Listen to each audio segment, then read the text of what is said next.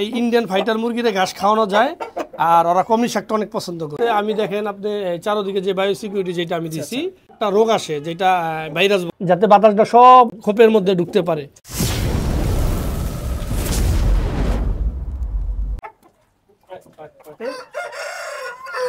আসসালামু আলাইকুম। ওয়ালাইকুম সালাম।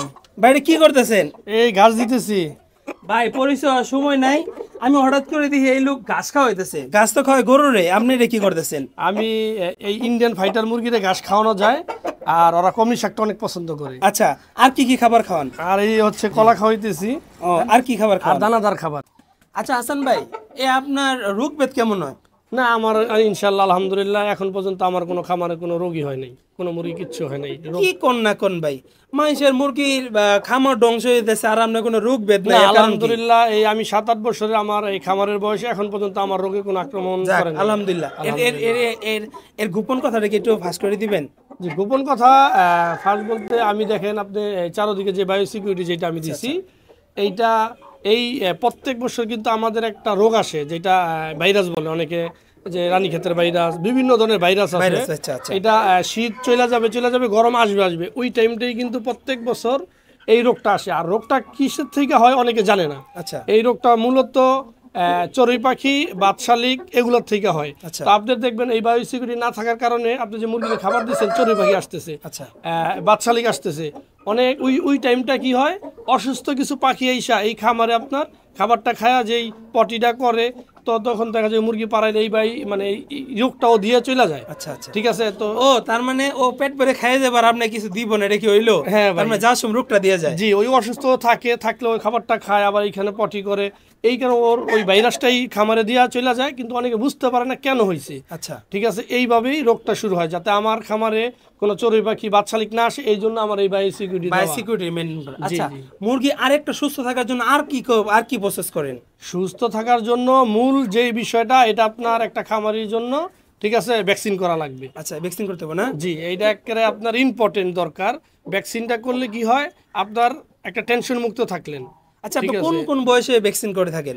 আমি যখন 0 সাইজের বাচ্চা হয় তখন ওই আপনার যেটা আরডিবি যেটা আছে, তারপরে হচ্ছে বড়দের জন্য আপনার রানীক্ষেতের যেটা, তারপরে প্রতি যে আপনার সিজন বয়সের তালে আপনি প্রত্যেকটা ভ্যাকসিন করে দিয়ে দেন? জি।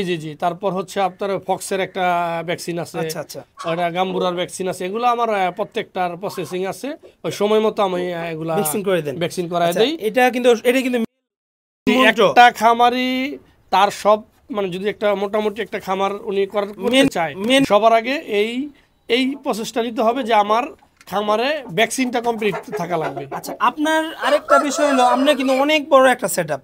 জি, এটা তো আমি অনেক হাসিল মুরগি খামার ঘুরি, এটা তো আপনি জানেন। জি, তো আমি কিন্তু এরকম সুন্দর সেটআপ দেখিনি। আপনার এই ঘরের মাপটা যদি একটু বলতেন দর্শকদের। জি ভাই, এইটা হচ্ছে আমার যেইখান থেকে দেখা, আমি ইন্ডিয়া কিছু সেটআপ আছে তাদের থেকে দেখা, পাকিস্তানের এই সেটআপগুলো আমি দেখছি, ওইখান থেকে আমার এটা করার আগ্রহ জাগছে। আচ্ছা, তো এইটার আপনার উচ্চতা যদি হাইট বলি আমি, আচ্ছা, হাইট আছে আপনার 4 ফিট।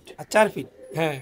আর আপনার পাশে যেটা বলে, পাশ হচ্ছে 4.5 ফিট আর লম্বা হচ্ছে 5.5 ফিট। আচ্ছা, এইটা হচ্ছে মানে মাপ। আর এই মাপটা দেওয়ার কারণ হচ্ছে একটা মোরগ যাতে ভাগ দিতে পারে, ওর পাকগুলা যাতে দুই পাশে না বাইজা যায়, নষ্ট যাতে না হয়, এই জন্য আমি একটু বড় করে করা। তার মানে একটা মুরগি দৌড়াদৌড়ি করলে যেরকম একটা কমফোর্টেবল ফিল করতে, আমরা ওই পরিবেশটা এখানে দিছি, ওই পরিবেশটাই করে দিছি, যাতে মোরগটা লড়াচড়া করতে পারে, হাঁটাচড়া করতে পারে, ওর পাটা ঠিক থাকে, শরীরটা ঠিক থাকে। আচ্ছা, আর আপনার বাতাস আপ ডাউন করার জন্য কি করছেন? বাতাস আপ ডাউন করার জন্য আপনার দেখবেন হচ্ছে পিছনে আমি যে ব্যবস্থাটা করছি, প্রত্যেকটা মুরগির আপনার একটা থেকে আরেকটা বাতাস যাওয়ার জন্য, এদিকে আসেন আমি দেখাই আপনাকে, বাতাস আপ ডাউন করার জন্য দেখেন পিছন থেকে যে বাতাসটা আসবে, এইটা যাতে প্রত্যেকটা মুরগির ঘরে যাইতে পারে, এই জন্য মাঝখান দিয়ে আমার অপারেশন আছে, যাতে বাতাসটা সব খোপের মধ্যে ঢুকতে পারে।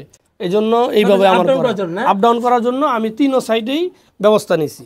তার মানে আপনার উচ্চতা ভাগে রাখছেন 1 ফুট আর পাশে দিচ্ছেন 2 ফুট, নাকি প্রায় 3 স্কয়ার ফিটের জায়গার মতো স্পেস দিয়ে রাখছেন প্রত্যেকটা খোপের মধ্যে? জি। ওই যে হ্যাঁ বললামই তো আপনার 4.5 ফিট বাই 5.5 ফিট। আর কোনো মন্ত্র আছে যে আপনার এই সুস্থ থাকার জন্য মুরগি?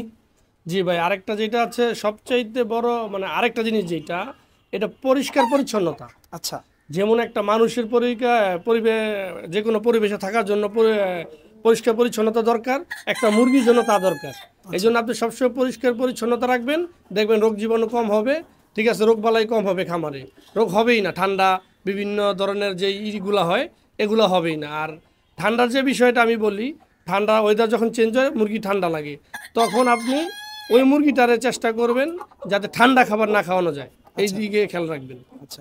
আর এই যে আপনি তো দেখতেছি প্রত্যেকটা খাবার নির্দিষ্ট উঁচার মধ্যে দেন, জি, এর কারণ কি?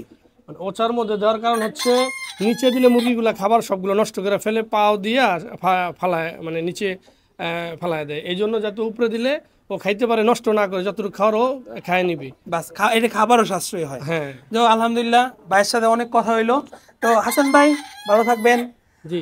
আর পরামর্শ, জি, ঠিক মতো পরামর্শ যদি দিবেন। কারো পরামর্শ লাগে, যদি ফোন দেয়, ইনশাল্লাহ আমি যতটুকু জানি, ঠিক আছে, আমি ঠিক ততটুকুই তাদের পরামর্শ দিতে পারবো। কারণ অনেক বড় বড় খামার আছে, বড় বড় খামারি ভাই আছে, ঠিক আছে, তারা কিন্তু অনেক কিছু জানে। তা আমি তাদের থেকে কিছু কিছু জানি, ওইটাই আমি যতটুকু জানি তাদের পরামর্শ দিতে পারবো। তারপর একটা নতুন খামারের জন্য সবচেয়ে বড় পরামর্শ থাকবো যে আপনি আগে শিখেন, তারপরে এই লাইনে আসেন। জি জি জি, এখন আপনি না শিখা যদি আসেন, আপনি বলবেন যে আমার বাচ্চার তো গ্রোথ আসে না, আমার বাচ্চার তো স্বাস্থ্য হয় না, আমার বাচ্চার তো এরকম শুকনা হইয়া আস্তে আস্তে পরে মারা যায়, বিভিন্ন প্রবলেম হয়, ডিম পারে না মুরগি। যেরকম আমার সেদিন একজন ফোন দিল, ভাই মুরগি মোরগ তো হয়েছে, মানে ডিম পারে না, মুরগি ডিম পারে না, কিন্তু স্বাস্থ্য অনেক কম, এই গ্রোথগুলো না আসার কারণ কি, বিভিন্ন ধরনের এগুলো আগে জানতে হবে।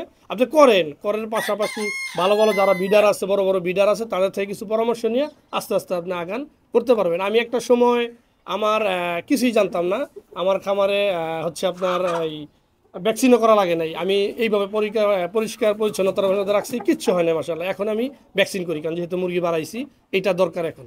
আচ্ছা তো ঠিক আছে হাসান ভাই, ভালো থাকবেন ইনশাল্লাহ আমি ভাই। আপনার কাছে বিদায় নিচ্ছি, আমি দর্শকদের কাছে বিদায় নিই। ইনশাল্লাহ ভাই, ঠিক আছে, আল্লাহ আল্লাহ হাফেজ। হাফেজ। তো ইতিমধ্যে আমাদের খামার ভিজিট করা শেষ হয়ে গেল।